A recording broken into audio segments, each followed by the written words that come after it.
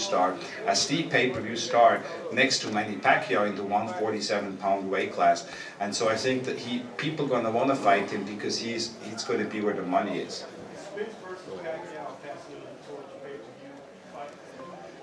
Yeah, Spence wins, yes.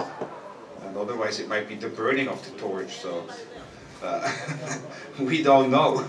I mean, look, Manny Pacquiao is still Manny Pacquiao, so that is not going to be, you can't bet against Manny Pacquiao. I mean, I mean, as a fan, I would love to see that fight. But I would love to see as well Manny Pacquiao against Keith Thurman. I have no problem with that. I think that's a huge fight as well. Or Errol Spence against Keith Thurman, or Spence against Porter. Or, I mean, you can sort of like mix and match. That's what I said before, the depth of the division, and they all can fight each other. Well, who said I don't? Yeah. Yeah, well, I think, you know, there's a lot of good fights, and the fight with Crawford certainly, you know, is one of them. You know, Bob's already said he's open to coming here and having Crawford Spence here at some point. Bob's already said this. Would that be something y'all would be open to? Well, as I said, I think there's so many fights like right now within the, you know, within the PBC universe. I mean, look, we have these, whether we like it or not. I think these fights eventually will happen when they are so big that you're going to have a few million pay-per-view homes and things like that. You know, I mean, maybe us as hardcore fight fans, we want to see right now, today, tomorrow, next month, Crawford against Spence. That fight will happen, but it doesn't have to happen next, because I think there are other great fights which can happen and which, frankly, are going to be easier to be put together. Was that Keith Thurman calling? That was Manny Pacquiao. He said it's not a maybe. No. Oh, now they're calling you. Yes, I mean, there's great fights there as well, but, you know, I think he can still make 47, so I think that's the beauty with Errol Spence as well. They're going to be great fights for him at 54 as well. And who knows, maybe at 160 even. So, I mean, he's young, he's strong, he has, I think we all underestimated, at least I did. I knew he was strong, and he was a difficult guy to beat, and his reach, and, you know, but his kills today really just like blew me away, That was beautiful to watch, and you could just see he had like fun in there. He really enjoyed it. Richard, if you had to guess, realistically, who would be the next welterweight to step up and say, hey, I want Errol, and make the fight happen, go through the whole thing, who do you think that would be? I think there's I mean, this is like a bit overplayed. I mean, Sean Porter, I'm sure, has no problem fighting Errol Spence, and nor does Keith Thurman. I mean, I know those guys. I promoted those guys for many years. So I know those guys are not afraid to fight Errol Spence. So whoever says different doesn't really know them. So they have no problem. I mean, they want to get paid. I mean, they're going to have to work out the right deal for whoever it is. But those fights are going to happen. I have no question about it. And, you know, for Manny Pacquiao, I mean, Spence is a difficult fight, but Keith Thurman is not an easy fight either. It's a difficult fight too. So, you know, so it's not like all these fights are not easy, and you don't know who's going to win. And, In the initial pay-per-view, what were your estimates for numbers? you know, usually I would give you some sort of like an estimate, because what we've done in the past, like with HBO or with Showtime, we had actually fights we could compare it to. You know, based on like where do we stand on Wednesday, how many people have ordered it already, and then Thursday and then Friday and so on. So you sort of like see a trend. But since this was Fox's first pay-per-view, we don't have that comparison. We just know that it's going to be much bigger than we initially anticipated, and I think it is much bigger because the gate did very well, the movie theaters reported record numbers, the bars and restaurants, they did very well in all markets, in the urban markets, in the Anglo markets, and the Mexican markets, and you know, we saw the kind of ratings Fox was generating for their shoulder program. So now the question is, do these ratings of in the shoulder programs, do all these commercials they ran, all these promotions they did, does that convert to buys? And that I can tell you. And anybody who tells you on a Saturday night after the fight that they have some indications about what the numbers are, they're lying. Because we're not going to know. We're probably going to get some indications maybe next Wednesday, Thursday from like the digital platforms, and then the cables usually takes like a week to 10 days. Richard, let me ask you, Mikey Garcia was, he fights for legacy. He was attempting to become a 5-divisional champion.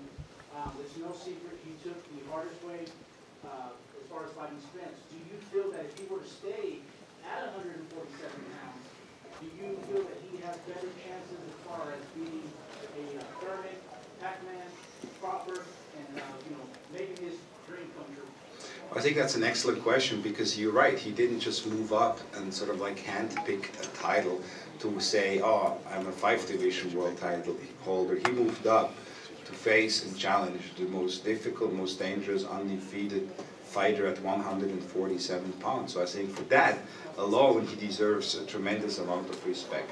And I think that's a question you're going to need to ask him. If he would ask, if Mikey would ask my advice, I would probably think he should go back down to 140, even if he can, 135, because I think there are fights that can be made, attractive fights in those weight classes that can be made as well, big fights, and I think this is like one of those moments. He dared to be great. It didn't work, and now, we move on. Radio Rahim. All good? You're very quiet tonight.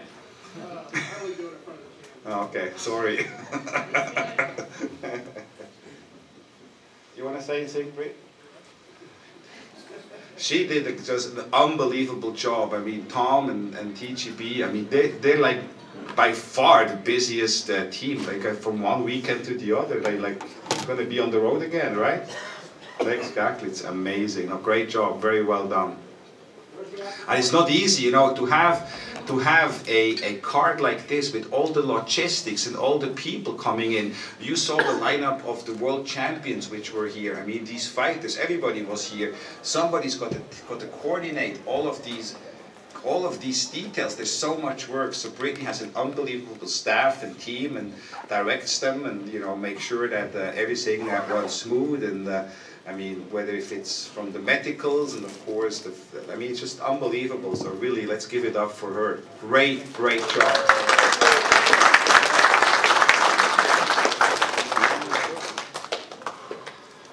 Any other questions?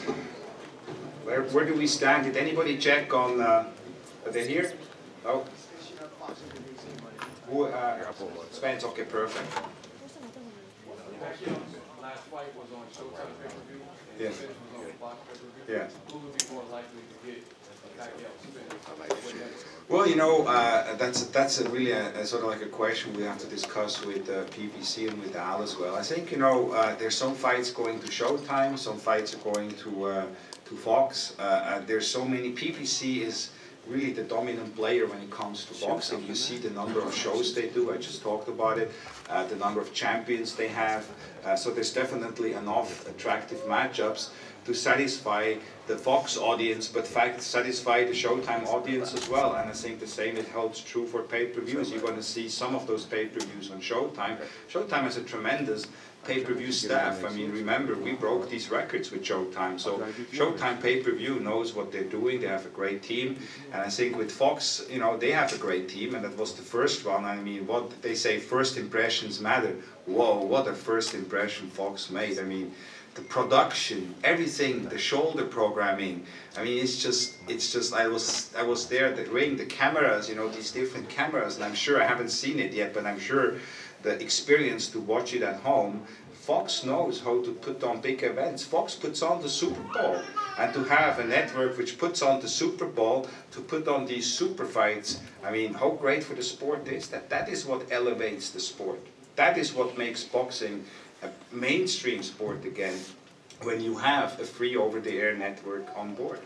Because you saw that like, you know, like the Ray Mancini was here and some of the other old greats. Those guys, they all fought on free network television. That is what made them. And now, that was like, I don't know, 30 years ago, and now we have it again with Fox. And with ESPN as well. I mean, ESPN does a great job as well.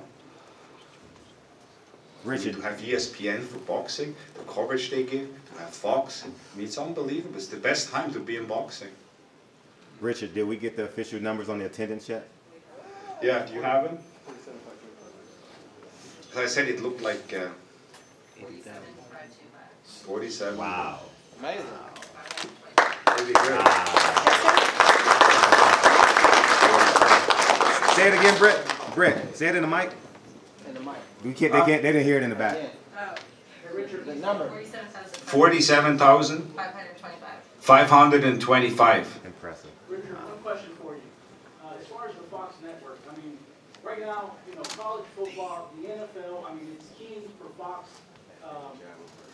Do you think that with, you know, August, July, I mean, August all the way to December, pretty much dominated by football, do you feel that boxing will take advantage in certain slots to get more exposure, especially from the, you know, the NFL fans and, you know, convert everything together? Yeah, absolutely. No, I think that's the beauty, that they have other great, they're Fox, and they can use those as lead-ins. And so this is absolutely perfect. I mean, that's what you see. That's you follow that up with boxing. You have a great lead-in. So that is the beauty of Fox. Yeah. That's a disadvantage Showtime, for example, doesn't have. You know, there's boxing, and you need to hope that the sports fans are going to watch. But with Fox, if you have a college football or other sports games and use that as a lead-in, and use the lead-in to promote, and you run commercials. By the way, for pay-per-view as well. Imagine if you can use those college games to promote a pay-per-view event. Richard. Yeah. Heavyweights. What do you think about a fight between FAJB and Joe Joyce? Oh, I love it. Like that? I love it, but I'm not going to do that because I have both. It's not yet, but eventually yes. But I mean, come on, they're two Olympians. Both of them are doing very well, and so eventually that's going to happen. But come on, I mean, you've got to wait a little bit. All right, all right. And I have Tony Yoka as well, the Olympic gold medalist. So eventually I'd like to do the final of the Olympics, which was Joyce and Yoka won the gold medal in Rio. I'd like to do that rematch in the pros, but you know, you want to make it at the point when there's going to be the money there. Right. That might look scary. How fast do you want to move him along? Well, you know, he has a great manager, and that's Shelley Finkel, and he's with Al Heyman as well. So Shelley has an amazing eye for talent, particularly in the heavyweight division. So we're going to, you know, we're going to take our time, but you know, step him up. I think he's going to be coming back on May 18th, and I think Joe Joyce is going to come back on May 18th as well. They're coming. Both fighters are coming. Oh, great. Okay.